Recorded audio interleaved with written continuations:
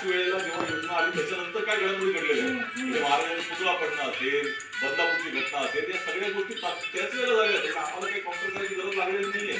प्रश्न असा आहे की या संदर्भामध्ये जे ज्या आकड्यांमध्ये जे दिसत नाहीये ते सोयाबीनचा प्रश्न असेल, शेतकऱ्याचे प्रश्न जे खाली दिसत आहेत ते तर दुसरे संदर्भामध्ये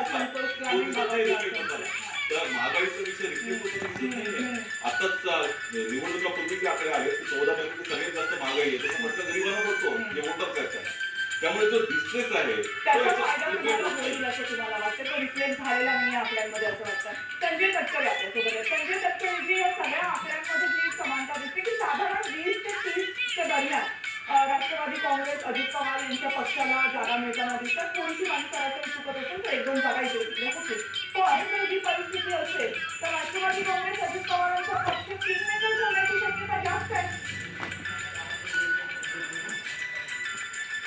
नाही, एक कविताजी एक आपण लक्षात घ्या. मी हे पोलचे नंबर द्यायच्या आधी मी सांगितलं की महायुतीची 165च्या वरती जाईल आणि ते आकडे तसे दाखवत आहेत. दुसरा मुद्दा असा आहे की जर महायुती या आकड्याप्रमाणे जर 170च्या पार जात असेल त्याचा अर्थ असा आहे की जे आज आमदार आहेत, जे सिटिंग आमदार आहेत, जे तिकडे प्रतिनिधित्व करतात ते